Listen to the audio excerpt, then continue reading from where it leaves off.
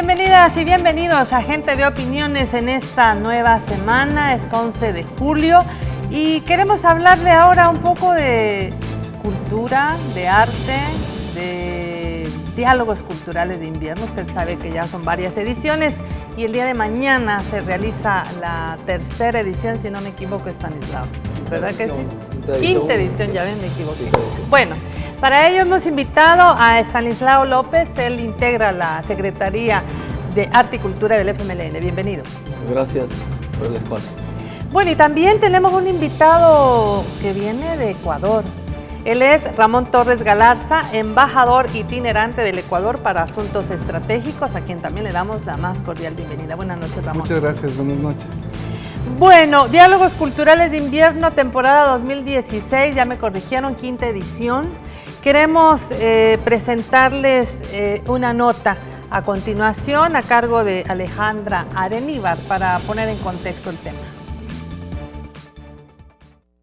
Esta iniciativa que impulsa el FMLN se convierte en un espacio en el que se busca reflexionar críticamente desde una perspectiva de transformación social. Este año el gran tema de estos diálogos es horizontes emancipatorios para América Latina.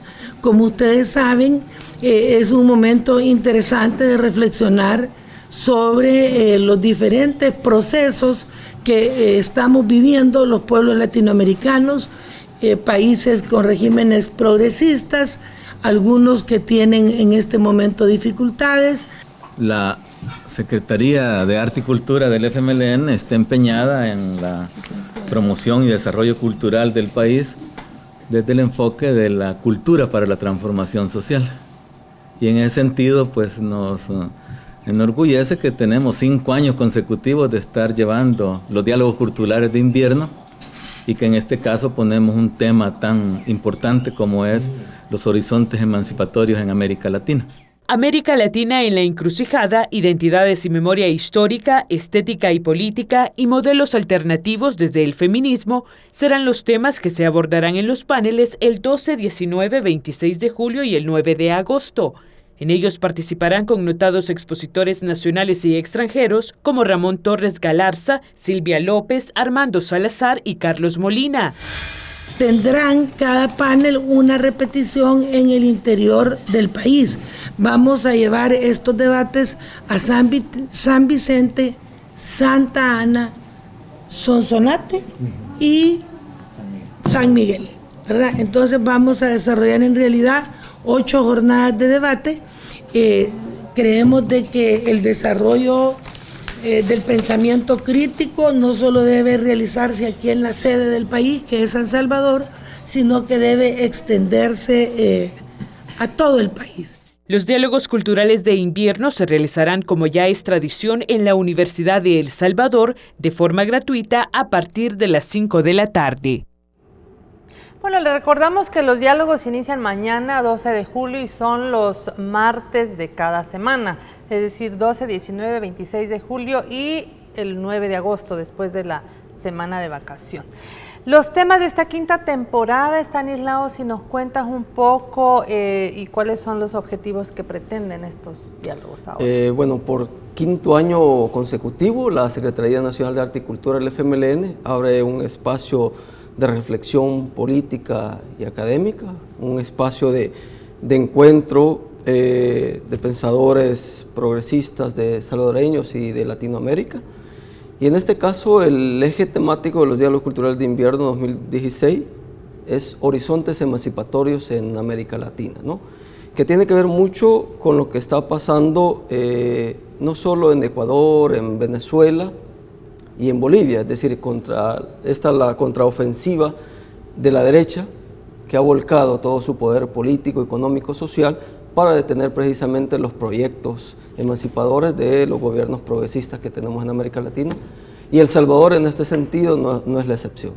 Entonces, a partir de ahí le estamos apostando a una reflexión, qué es lo que está sucediendo y qué alternativas tenemos de cara a esta contraofensiva de una derecha oligárquica que a través de diferentes medios está tratando de golpear y de detener precisamente gobiernos progresistas.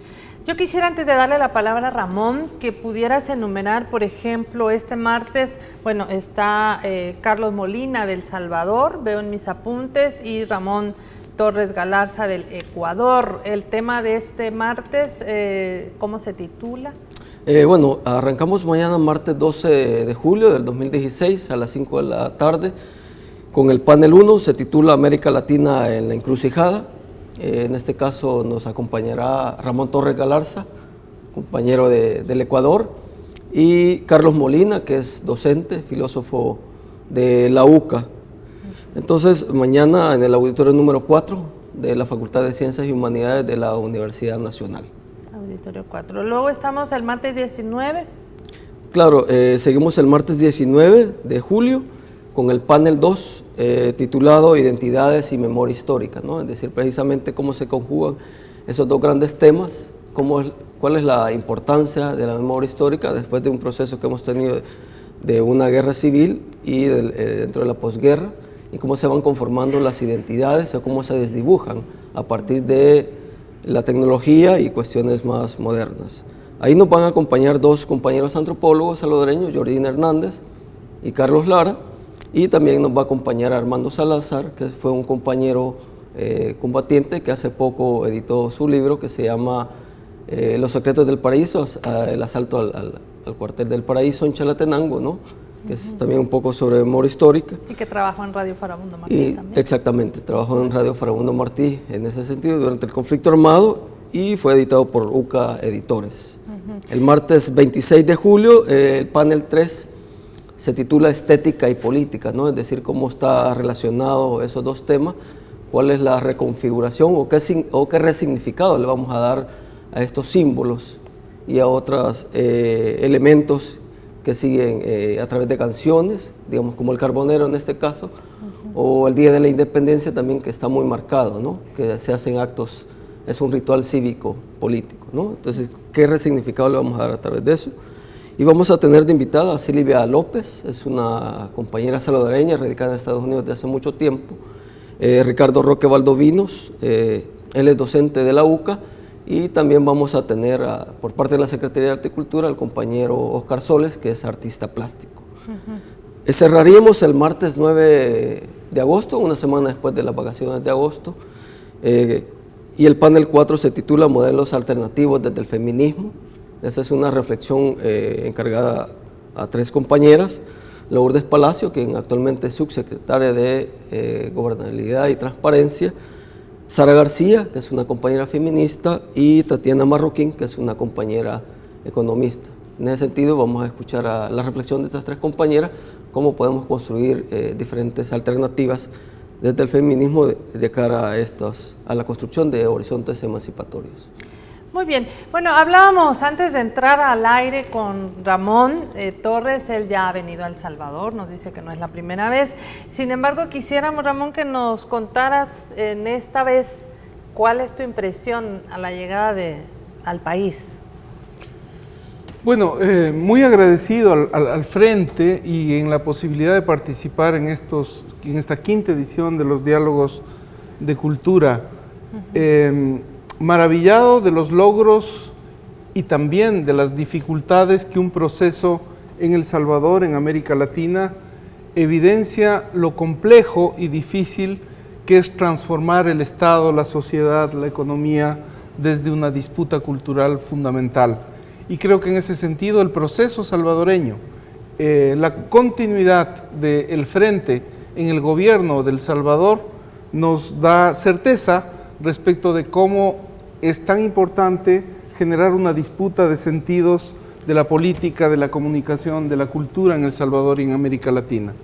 Por eso es tan importante que en el espacio de los diálogos culturales hay una recuperación, una puesta en valor contemporáneo de una identidad y de una memoria del origen de este pueblo salvadoreño. Porque es tan importante este momento que El Salvador y América Latina generemos una identidad sobre el ser latinoamericano, sobre esos olores, sobre esos colores, sobre esos sabores que constituyen nuestros modos de ser, nuestras costumbres, nuestras culturas, nuestros saberes cotidianos de comunidad. Y lo que América Latina está construyendo es una comunidad de sentidos, de quereres, de saberes y de poderes. Y eso es lo que América Latina disputa en la región, disputa frente al capital y al capitalismo, genera esa identidad en medio de los procesos de integración. Por eso siempre es maravilloso estar en esta tierra de poetas, en esta tierra de revolucionarios, en esta tierra maravillosa, bendecida por la naturaleza de El Salvador. Bueno, hablábamos un poco también sobre estas temáticas que traen a cuenta los diálogos de invierno, que por cierto, pues se desarrollan ahora en épocas de lluvia, ¿verdad? Que es el invierno salvadoreño. En la edición pasada, si mi memoria no me falla, que me suele fallar, se hablaba también del tema de la hegemonía, ¿no? Esa disputa entre cuál es la hegemonía predominante y esa parte, digamos, cultural de la superestructura de las sociedades que de alguna manera también nos moldean, nos inciden en nuestro pensamiento, en nuestra percepción, en nuestra forma de ver la vida. En este sentido, el nuevo tema, que es el tema de emancipación, ¿verdad? ¿Cómo es que eligen Stanislao esta nueva temática en esta quinta edición? Bueno, en este caso somos un equipo comandado por Lorena Peña, que es la Secretaria Nacional de Agricultura y Presidenta actual de la Asamblea Legislativa. A partir de ahí hicimos una reflexión muy profunda a través de las diferentes propuestas que hicieron compañeros y compañeras y nos decantamos por este tema a partir del análisis de la coyuntura que hemos hecho, no solo de El Salvador, sino también de América Latina. Porque si te has hecho la reflexión, te puedes percatar, ¿no?, de que al menos nuestro gobierno, que es un gobierno progresista, que está tratando de llevar proyectos sociales a diferentes comunidades que históricamente han sido marginadas y excluidas, entonces le van creando un cerco para ir eliminando el aporte económico al gobierno y por diferentes maneras o artimañas, ¿no?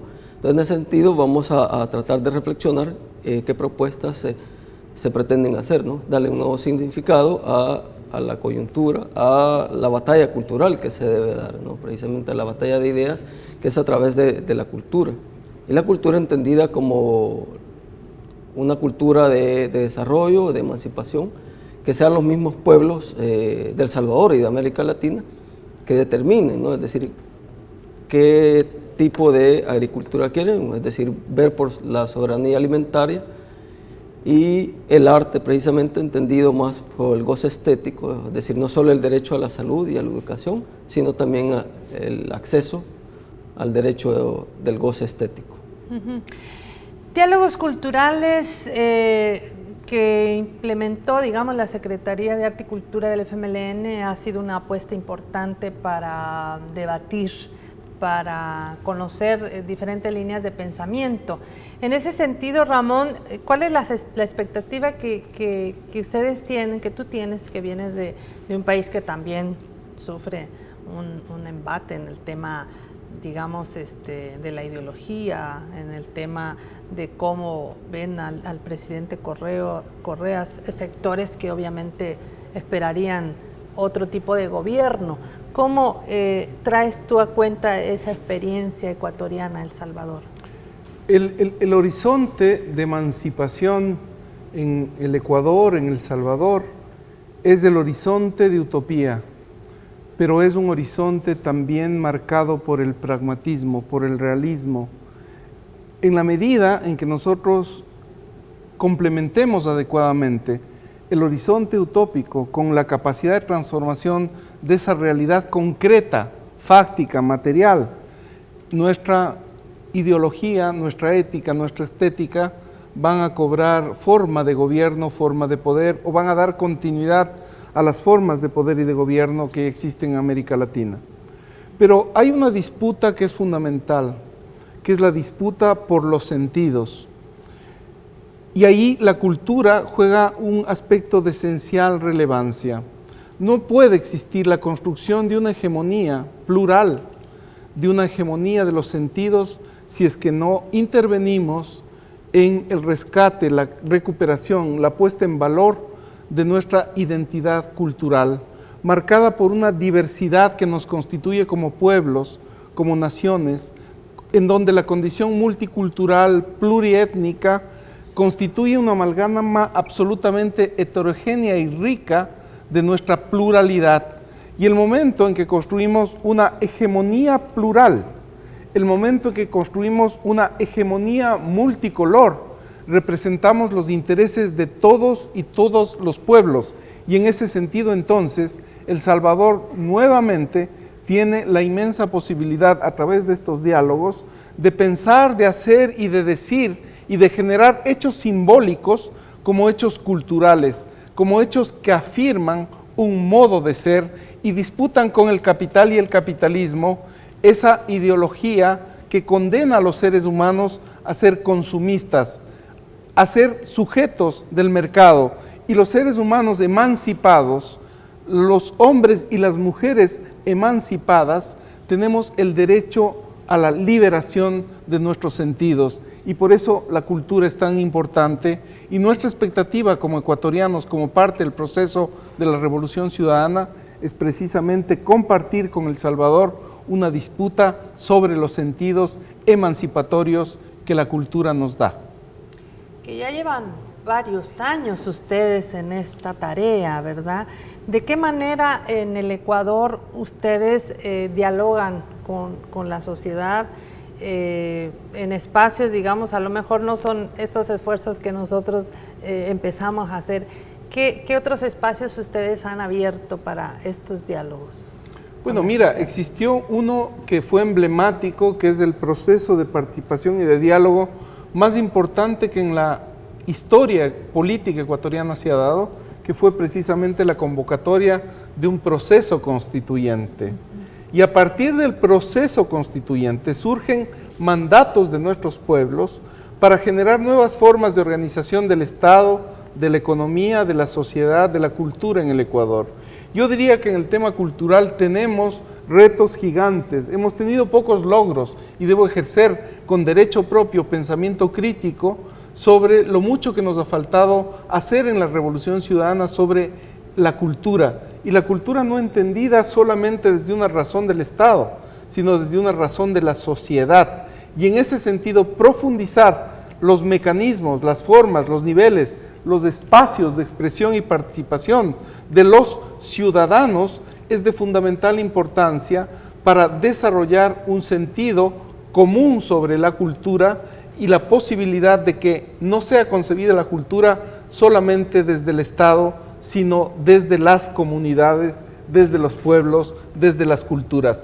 Y el Estado en una visión de facilitar, de promover, pero no de ejecutar, y en ese sentido dar valor a los cultores, a los gestores de esta rica cultura de la diversidad. Creo que es lo que nos compromete y es un reto de presente y de futuro, de porvenir, para garantizar una disputa de la estética. Porque si educamos a nuestro pueblo en los sentidos y en los saberes, es evidente que vamos a poder informar a nuestros pueblos para saber discriminar esta ideología del capital y el capitalismo que tanto daño nos ha hecho. Interesante. Vamos a hacer el primer corte y al volver continuamos conversando aquí con Ramón Torres y Estanislao. Ya regresamos. Bueno, para quien recién nos sintoniza, estamos con Ramón Torres Galarza. Él es embajador itinerante del Ecuador para Asuntos Estratégicos, y también con Estanislao López de la Secretaría de Arte y Cultura del FMLN. Conversamos sobre los diálogos culturales de invierno que inician el día de mañana, martes 12 de julio, ya en su quinta edición. Hablábamos un poco de los temas anteriores, Estanislao, y tal vez cuál ha sido como esta importancia que han tenido los diálogos en el debate cultural. La gente los está esperando, también tiene posibilidad de proponer, o de qué manera los ha tomado la ciudadanía que acude a la Universidad del Salvador. Bueno, realmente ha habido siempre buena aceptación por el público salvadoreño, ¿no? Porque es un espacio abierto no solo al público académico, porque se desarrollan, ¿no?, en la Universidad Nacional, sino también hay público abierto de diferentes regiones del país, además que se hacen los diferentes réplicas en Santa Ana, por ejemplo, Sonsonate, Santa Tecla, San Vicente y San Miguel. Entonces hay una buena aceptación, hay gente que le ha dado seguimiento, que nos ha seguido desde el 2012, desde que iniciamos ya con la 5ª temporada. Además que siempre en el último panel, o sea, hasta en agosto, siempre se entrega lo que es la memoria, digamos, hecho libros sobre los diálogos culturales de invierno, pero del 2015. Entonces sí hay una buena aceptación de diferente público. Esta vez la réplica siempre se mantiene en los 5 departamentos donde lo han hecho anteriormente. En este caso serían 4 municipios. Sería Santa Ana, San Vicente, San Miguel y Santa Tecla en este caso. San Miguel, ajá. Y el público también varía, ¿no? Me imagino que además... El público varía exactamente. Por ejemplo, en Santa Ana, donde tenemos trabajo territorial a través de los CODAC, los Consejos de Desarrollo Artístico Cultural Comunitario, por ejemplo, ellos se abocan precisamente a escuchar la ponencia, bueno, de Ramón, lo van a escuchar en Santa Ana, al igual que de Carlos Molina, y también compañeros del partido, militantes, y público en general, estudiantes de la Universidad Nacional y público que esté interesado en irlos a escuchar, ¿no? Estaremos el miércoles 13 en Santa Ana, en la Facultad Multidisciplinaria de Occidente, del auditorio de la UES, a partir de las 10 de la mañana de este miércoles. Bueno, es bueno que en Occidente, para quienes están sintonizando Gente B, sepan que también van para allá el 13 de julio, el miércoles. ¿Por qué se plantea en este diálogo y en este momento, Ramón, que América Latina se encuentre en una encrucijada? Yo no estoy tan conforme con el hecho de que tengamos una encrucijada, tengamos un laberinto. Yo creo que hay una certeza histórica de América Latina que la concibe a sí misma como un continente para el buen vivir, como una identidad compartida entre los latinoamericanos y las latinoamericanas para generar una región que no solamente es un modo de vida, que no solamente son sus culturas, sino que puede y debe construir un poderío emancipatorio, un poderío respecto de lo que significa hoy América Latina como potencia regional que disputa con el capital y el capitalismo a nivel global, las características del mercado, de la economía. Por eso es tan importante que estos diálogos partan hacia lo local, porque en el sentido de lo local también hay una disputa sobre el carácter de la globalización y de la mundialización. Entonces, América Latina ha estado en medio de una encrucijada siempre. La conquista nos puso en una encrucijada. Los procesos de las revoluciones liberales también. Los procesos de liberación nacional también, es decir, somos un continente en ciernes y hoy que estamos atravesados por, podríamos decir, también una encrucijada, revoluciones en democracia, democracias en revolución, donde todas han abandonado la vía armada y hoy a través de los hechos democráticos radicalizan las posibilidades de que estas democracias representen a todos, a los muchos, a los comunes. La encrucijada no es ya entre democracia o revolución, sino cómo generamos hechos transformadores, radicales y profundos que representen a los muchos, a nuestros mandantes, a los pueblos. Y la encrucijada no es definitivamente entre reforma o revolución. Nosotros debemos comprender los hechos de transformación en una complejidad que no admite simplificación alguna, ni falsas disyuntivas. América Latina puede y debe ser un continente para el buen vivir. No es que la encrucijada del Salvador sea entre capitalismo y desarrollo, sea entre socialismo y desarrollo, entre conservación y desarrollo. Esas son falsas disyuntivas que la ideología dominante nos aplica precisamente para debilitarnos. Creo que es momento en que América Latina sea capaz de confiar en sí mismo, sea capaz de volver la mirada sobre sí mismo, y no en contra de nadie, sino en favor de nosotros mismos. Y en ese sentido, Centroamérica, Suramérica, podemos generar un proceso de integración que sin lugar a dudas tiene que ver con el nuevo tiempo que está por venir. Y este porvenir, siempre América Latina ha sido portadora de un pensamiento propio, de una capacidad y una posibilidad de definir un pensamiento que nos haga salir del laberinto, que nos haga salir de la encrucijada.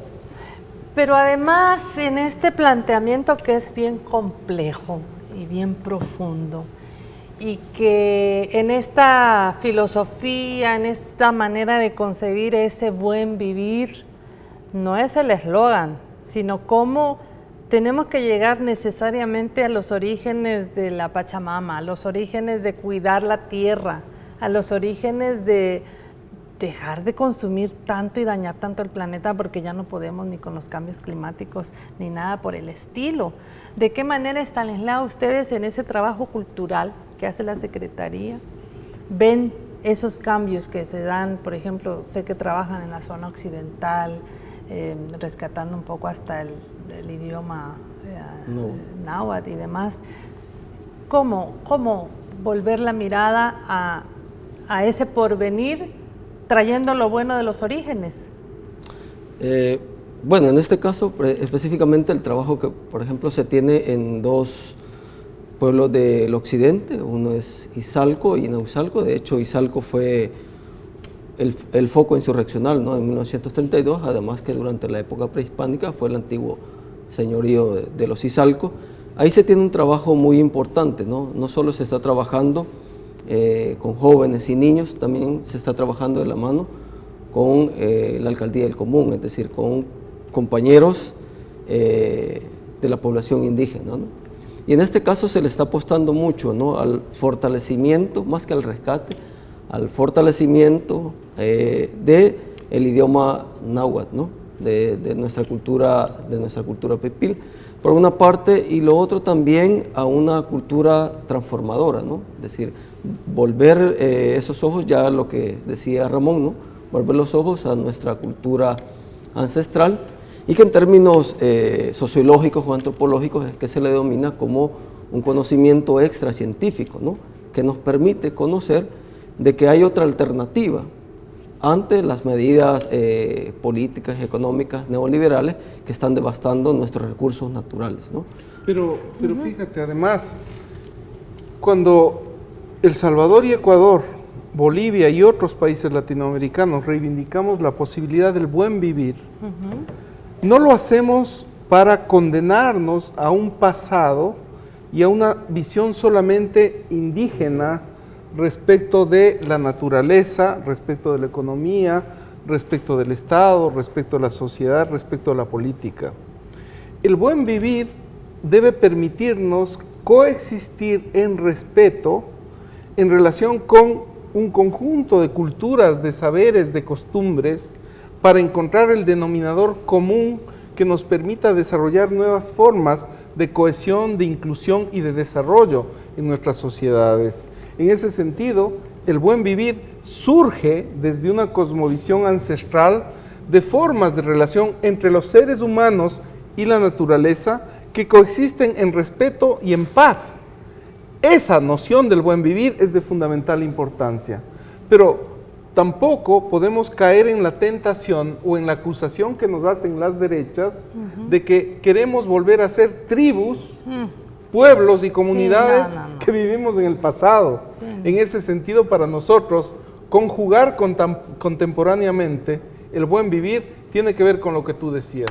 Y es precisamente con ese rescate cultural, pero también de la identidad, pero también de la memoria histórica, de esa lucha contra el olvido. Exactamente. Porque tenemos que cobrar conciencia que lo que ha pasado, por ejemplo, El Salvador, una guerra civil, ¿por qué? ¿Qué originó llegar a tomar las armas y enfrentarnos entre hermanos y hermanas salvadoreñas? Perdóname, ¿y qué es lo que hoy significa tomar la paz? O sea, ¿cuál es el significado que para la memoria histórica de este pueblo, que tuvo que levantarse en armas, hoy se levanta en paz y en democracia. Y que además enarbola pues todo un movimiento de paz que tiene que ver con apoyar en este momento lo que está ocurriendo en La Habana, ¿no? Que está Colombia queriendo llegar a la paz. ¿De qué manera entonces en esta transformación de América Latina, lo que tú decías es importantísimo, coexistir en respeto, que no sea ese desarrollo rapaz y descarnado, por supuesto, ¿no? Sí. ¿De qué manera, por ejemplo, ustedes en Ecuador han logrado que la gente entienda este cambio, esta transformación en su propio país? Mira, creo que en el caso de Ecuador y de El Salvador, el hecho de que retorna al Estado en sus capacidades de planificación, de regulación, de control, de poner las reglas claras de juego desde el interés público, el interés de todos, para todos los ciudadanos, para enfrentar el viejo poder oligárquico, que lo que hacía es mandatar al Estado respecto de que represente sus intereses. Hoy nuestros estados, nuestros gobiernos representan a los muchos. Hemos optado por los más pobres y entonces hemos planificado el desarrollo y hemos generado alternativas al desarrollo en relación con un respeto de ecosistemas, culturas, pueblos, un desarrollo de tecnología limpia, un desarrollo de atenuar impactos socioambientales, por ejemplo, a partir de la extracción, porque lamentablemente no existe cambio de matriz productiva si es que no logramos redistribuir los recursos que provienen de la extracción. Y por eso es tan importante el proceso salvadoreño y ecuatoriano, porque la capacidad impositiva, los impuestos que nuestros gobiernos están cobrando a los ricos, hoy permiten distribución y redistribución de la riqueza, porque la planificación descentraliza, empodera a la gente a nivel local, y en ese sentido entonces, concebir el desarrollo desde un nuevo paradigma de sustentabilidad, de sostenibilidad de los procesos, de enfrentar los factores de exclusión con inclusión, son logros maravillosos de nuestros procesos, pero hay que recuperar una memoria, porque si no los hijos que se han beneficiado de todos los cambios y logros de lo que ha sido el frente en el gobierno de El Salvador, no se dan cuenta cómo fue en el pasado reciente, por qué sus abuelos y sus madres tuvieron que levantarse en armas para alcanzar objetivos de justicia, de equidad y de igualdad. Y entonces la comunicación, la política y la cultura debe ser capaz de devolvernos esa memoria para que sea una memoria de pasado, de presente y de futuro. Y es justamente lo que en Gente Ve tenemos como misión, como tarea, como una forma de hacer comunicación, de traer la gente que está viviendo procesos, de traer aquí a contar qué es lo que estamos haciendo, por qué lo estamos haciendo. Y en ese sentido, Estanislao, es importantísimo el tema que es estos procesos emancipatorios.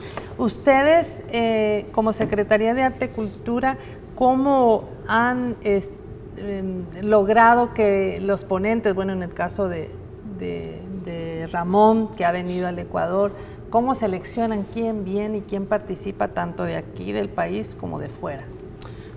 Por lo general tomamos en cuenta el compromiso que pueden tener intelectuales salvadoreños y intelectuales de América Latina, ¿no?, con los diferentes procesos socioculturales de liberación y de emancipación que se están llevando a cabo en diferentes latitudes, ¿no? Por ejemplo, en el caso de Carlos Molina Velázquez, filósofo, él, por ejemplo, forma parte de la red de intelectuales en defensa de la humanidad en este caso, ¿no? Entonces es un compañero que está comprometido precisamente con la transformación sociocultural que necesita no solo El Salvador, sino toda a nivel de América Latina. El año pasado que trajimos a una compañera de Argentina, Isabel Raube, que es una compañera que ha estado trabajando mucho el tema de las revoluciones, ¿no?, desde abajo, o la construcción del poder popular en este sentido. Entonces, a partir de ahí es que tomamos en cuenta, ¿no?, el compromiso social, ético y político que pueden tener los diferentes intelectuales de El Salvador y de América Latina.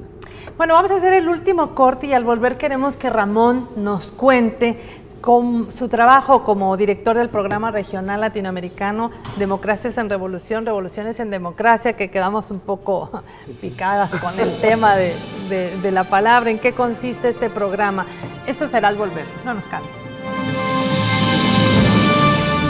Bueno, Ramón Torres, nuestro invitado ecuatoriano, nos hablaba en el segmento anterior del tema de las democracias en revolución, revolución en democracias.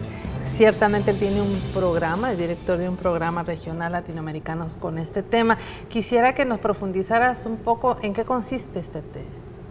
Bueno, este es un programa regional latinoamericano de docencia e investigación que se ejecuta en Ecuador, Bolivia, Venezuela, Argentina, Brasil, Uruguay, que tiene el respaldo institucional del Consejo Latinoamericano de Ciencias Sociales, de la Facultad Latinoamericana de Ciencias Sociales, de CIESPAL, que es el Centro Internacional de Estudios Superiores para la Comunicación en América Latina, del CELAR, que es el Centro de Estudios Latinoamericanos Rómulo Gallegos, y en Argentina del Centro Cultural de la Cooperación Floreal Gorini, e integra en cada uno de esos 6 países a un conjunto de centros de investigación y universidades que lo que hacemos es desarrollar investigación y docencia para caracterizar las tendencias, los logros y las dificultades que los procesos de gobiernos latinoamericanos, que pueden ser categorizados en algunos casos como gobiernos progresistas, gobiernos revolucionarios,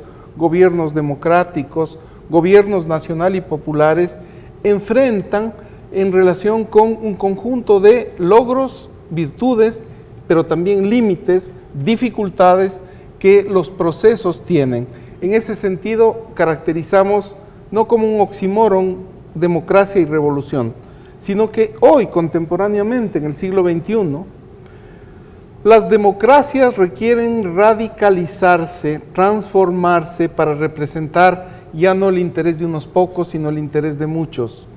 Esa radicalización de la democracia, esa revolución de la democracia, implica que la democracia liberal debe dar paso a una democracia de los muchos, una democracia protagónica, una democracia de los ciudadanos y ciudadanas.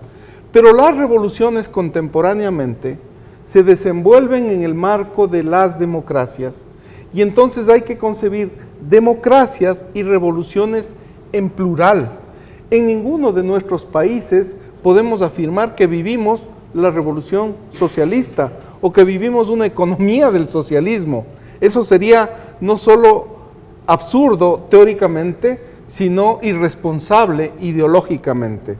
En tal sentido, entonces, que las revoluciones, que los procesos de transformación se desenvuelvan en democracia, supone que tenemos que reconocer al otro, al distinto, incluso al ajeno, en una pluralidad de diálogo deliberativo, de intereses y necesidades plurales, heterogéneas, variables.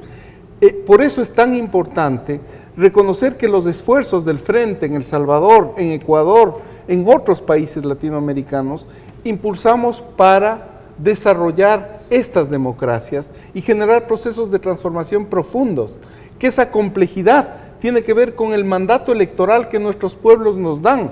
No necesariamente todos nuestros electores, los que votan mayoritariamente por nuestros proyectos, es que creen en el socialismo. Por eso es tan importante diferenciar el ejercicio del gobierno, de la organización ideológica y política del partido y de la sociedad en su conjunto. Entonces, un partido debe ser capaz de representar intereses hegemónicos y contrahegemónicos, pero un partido en el gobierno necesita representar los intereses ya no de la parte, sino del todo. Y en ese sentido, cada vez más requerimos alianzas estratégicas, necesitamos cambiar y modificar una correlación de fuerzas que es de fundamental importancia. Lo que hacemos entonces, democracias en revolución, revoluciones en democracia, es intentar comprender esos procesos de cambio que son complejos, que no admiten simplificación, que no admiten que nos acusen las derechas de que somos la copia y el calco de la revolución bolivariana en Venezuela. Esa es una irresponsabilidad absolutamente simple, absolutamente dogmática y de propaganda en contra de nosotros. Es que esa era la siguiente pregunta. Las acciones de la derecha en este momento realizan cualquier cantidad de acusaciones o de muestras en los medios por desmantelar procesos de cambio que ocurren en el propio país. Bueno, ya pasó primero Paraguay, Brasil, ahora con el golpe, digamos, a Dilma en el Congreso, Evo con algunas votaciones y el último, ¿no?, que ha sido, ha habido también cambios de gobierno y ahora con el tema de Venezuela. ¿Cómo analiza, Ramón, estos accionar, esta forma de darnos a conocer el caso de Venezuela de parte de las derechas? Mira, hay una permanente capacidad del imperio y de las derechas en su ofensiva permanente de desarrollar mecanismos y formas de desestabilización, de caotización, de intentos certeros o fallidos de golpes de Estado, de golpes mediáticos, de golpes económicos, de boicot económico, de boicot político, de injerencia, de intervención. Todas esas son formas que en América Latina en los últimos años hemos venido sufriendo y enfrentando. Algunas veces el énfasis que ponen es en desestabilización a partir de matrices mediáticas, en otros casos de boicot económico. En el momento presente, ¿qué es lo que sucede? Sucede que enfrentamos la mayor dificultad económica en la región y en el mundo a partir de la definición política, repito, a partir de la definición política, de la determinación política de los precios del petróleo y de los commodities. Detrás de eso lo que existe es una geoestrategia, una geopolítica para controlar precisamente a nuestros gobiernos progresistas que han generado a partir de la extracción de recursos naturales y de petróleo la mayor cantidad de obra pública. Son con esos recursos los que hemos financiado inclusión económica, política y social, infraestructura, hospitales, escuelas, educación, salud, por primera vez en la historia. Cuando se dan cuenta de eso, entonces buscan ocupar nuestras economías y controlarlas a partir de esta crisis económica proveniente del precio político del petróleo y de los commodities. Entonces, esos permanentes afanes de desestabilización, de caotización, de intentos reales o fallidos de golpes de Estado, con lo único que pueden ser enfrentados es con radicalidad democrática, con racionalidad democrática, con el desarrollo de la conciencia y la voluntad organizada de nuestros pueblos, de nuestros partidos, de nuestros movimientos, que defienden los logros de nuestros procesos, pero que no solamente hacen propaganda sobre ellos, sino que hacen publicidad sobre ellos, sino que hay efectivamente la construcción de sujetos políticos, de sujetos comunicacionales, que como partidos o movimientos plurales, democráticos, son capaces de dar continuidad y defender los logros que han tenido nuestros gobiernos. Y eso pasa también por tener suficiente información, suficiente explicación de lo que ocurre, porque como dice Ramón, todo este boicot que tiene que ver con los precios del petróleo, que tiene que ver con estos nudos económicos que se hacen, este comercio ilegal o mercado negro, mejor conocido como. Entonces es una situación bien compleja. Stanislao, casi se me va a terminar el tiempo. Sí. Yo quisiera que recuerdes por favor a la teleaudiencia de Gen TV hora y día de los diálogos de mañana. Claro, bueno, iniciamos mañana martes 12 de julio, el panel 1, América Latina en la encrucijada, con el compañero ecuatoriano Ramón Torres Galarza y el compañero Carlos Molina, en el auditorio número 4 de la Facultad de Ciencias y Humanidades de la Universidad Nacional, a partir de las 5 de la tarde. La entrada está abierta a todo el público.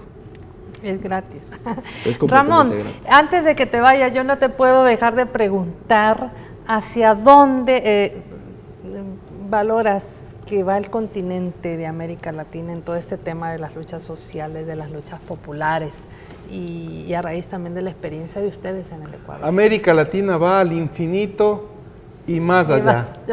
Somos una raza cósmica, somos un continente maravilloso. Los latinoamericanos y caribeños somos un pueblo que vibra, que canta, que baila, que siente, que ama, y en ese sentido somos invencibles. Somos una cultura que porta la solidaridad, la capacidad de entreayudarnos, y por eso el optimismo es un optimismo histórico, pero responsable, con una construcción que nos obliga a diferenciar derechos y obligaciones, a diferenciar el trigo de la paja, a saber cómo defendemos lo que somos, lo que sentimos, es decir, esta capacidad de ternura que nuestros pueblos tienen en relación con nuestra identidad profunda de cómo somos, cómo sentimos, cómo amamos. Que tiene que ver con lo que hemos pasado, ¿no? Sin duda, pero si tú te das cuenta cuáles han sido los orígenes de la nación, de la cultura, de la República Salvadoreña, son los mismos de todo el continente. Y entonces nuestra lucha ha sido permanente.